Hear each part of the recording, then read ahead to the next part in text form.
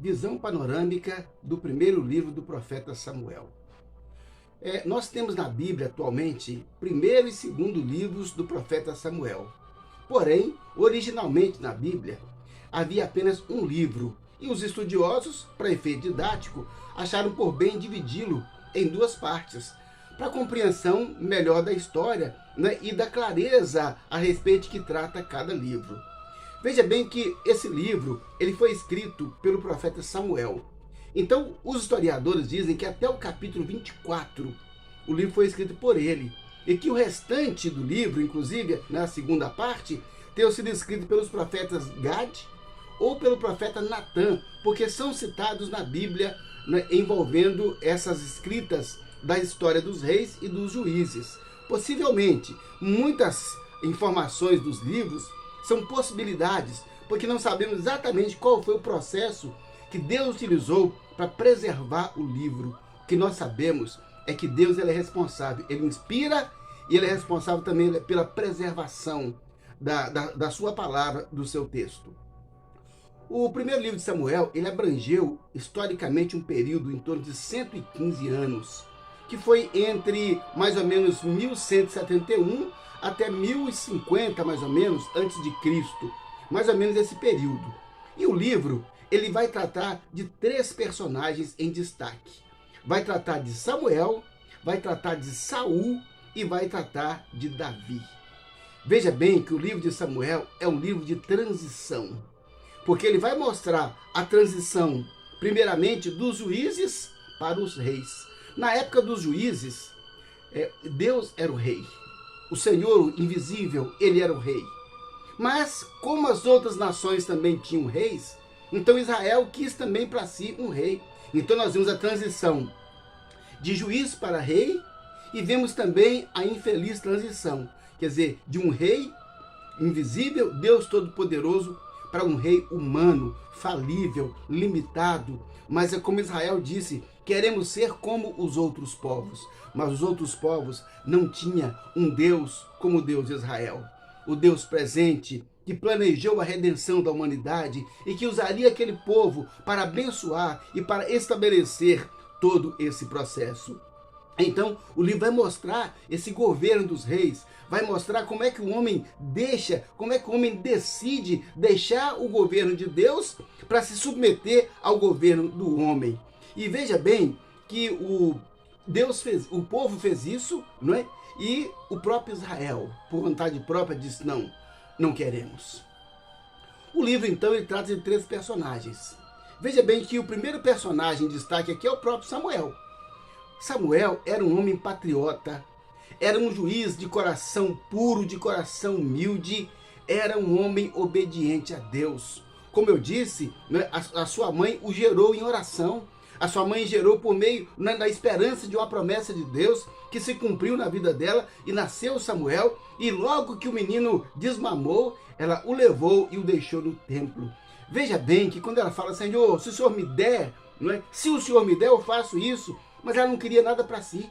Ela queria um filho, e queria um filho homem. E olha só, aí o consagrou ao templo porque queria que ele fosse um filho sacerdote, um homem de Deus. E de fato foi o que aconteceu, porque Samuel, ele se tornou o paradigma.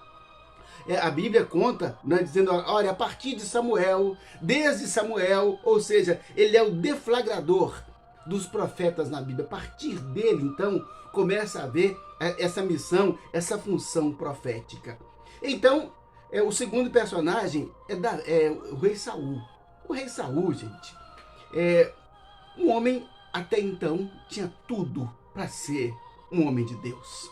Tinha tudo para ser um rei bem-sucedido. Ou seja, quando Deus viu aquele homem, Deus viu no coração dele que ele tinha potencial para isso. Sabe, essa visão que Deus tem de Saul tipifica a visão que Deus tem de todos nós. Quando Deus olha para as pessoas, Deus vê o potencial que nós podemos ter. Deus vê aquilo que nós podemos, a possibilidade do que nós podemos ser na presença dele. Mas isso, obviamente, não é uma determinação divina, porque depende da relação do homem com Deus. Depende como o homem deseja se relacionar com Deus. E quando Deus então viu Saul, ele tinha essa esperança. E olha só que interessante que a Bíblia fala que Saul, ele era da menor tribo, ele era da menor família. Olha só, gente, como que Deus age. Então Deus escolhe os pequenos, Deus escolhe as coisas poucas para exaltar o seu nome, porque nenhuma pessoa que tem algum mérito ou que conquistou algo vai dizer, foi porque eu sou bom, foi porque eu sei isso, porque eu sou competente. Não, Deus não procura os melhores, Deus procura os menores para fazer deles pessoas extraordinárias na presença dele. Mas, infelizmente, o que aconteceu com o rei Saul é que ele se tornou um homem cruel, um rei egoísta, ciumento, obstinado e desleal. Foi uma tristeza para o reino de Israel a presença de Saul, até que por fim Deus o rejeitou. Porque não era possível que um homem desobediente, obstinado, ciumento e cruel porque a Bíblia nos conta que ele matou 85 sacerdotes, simplesmente por entender que de alguma forma eles poderiam ter ajudado Davi quando Saul o perseguia, quando Saul estava enciumado de Davi. Por isso então, ele foi rejeitado por Deus. Por isso Deus não o aceitou mais como rei. Mas ainda dentro do papel do profeta Samuel, Deus falou, você vai agora ungir Davi. E olha que Davi, ele era o menor também de uma família pequena. Ou seja, Deus mais uma vez escolhendo os menores, escolhendo os pequenos, para que o seu nome se propague. Deus não depende da grandeza do homem. Não que ele não use pessoas relevantes, grandes. Não, Deus usa todos. Mas o fato é que Deus não depende da grandeza de um homem, porque Deus é que nos faz grandes. Deus é que nos faz relevantes no seu reino. Por quanto mais humilde o ser, mais relevante ele pode ser no reino de Deus. Então, esse livro de Samuel, que fala dessa transição, nos apresenta vários aspectos. O Samuel nasceu de uma forma extraordinária. E depois veio Saul, um homem marcado pela desobediência, um homem marcado pela crueldade, um homem cruel que matou profetas. E Davi, ele entra na sua história, exatamente naquele ponto em que Israel estava diante de um exército imenso lá dos filisteus. E Davi vai levar queijo e pão lá para o chefe dos irmãos dele. E ele vê aquele insulto de Golias, ele fala, não pode ser. E ele se predispõe a lutar. E olha só como que Davi é um personagem interessante.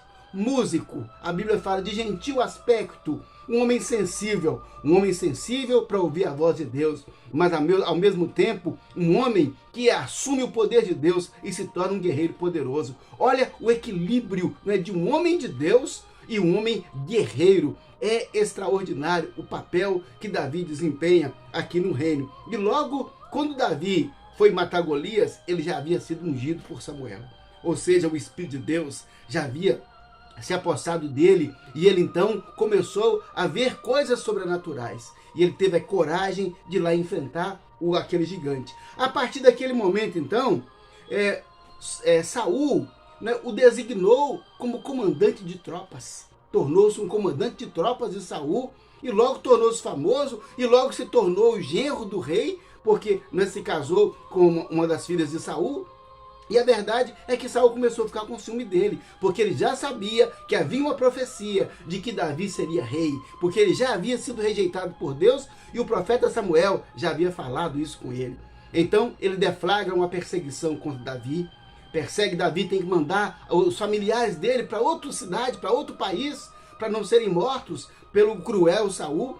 E Davi foge, até que por fim vai morar com os filisteus. Depois ele fica com os filisteus, até o dia em que Saul, numa batalha terrível, é morto. Então naquela última batalha, morre Saul, morre Jonatas, o grande amigo de Davi, com quem ele tinha uma aliança de lealdade, e os outros filhos de Saul todos morrem. Então Davi, depois da morte de Saul, ele volta para Israel e é ungido rei de Hebrom. Aí já estou entrando no segundo livro de Samuel. Então, Samuel conta exatamente essa história, mostra a dependência do homem de Deus, mostra como é que um homem ungido por Deus, para ser rei, como é que ele vai passar por vários processos. Queremos o reinado, queremos o trono, queremos estar naquele lugar ali de reino, mas existe um processo. E esse processo vai implicar em humildade, muitas vezes enfrentar a injustiça, a perseguição, ser leal a Deus, confiar no Senhor, apesar de tudo, sofrer perdas de pessoas que amamos. Tudo isso aconteceu com Davi.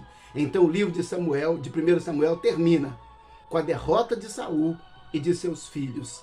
Ou seja, a partir agora do 2 Samuel, nós vamos começar a ver o princípio do reinado de Davi. Essa é a visão panorâmica da história do livro. Espero que tenha sido útil para você.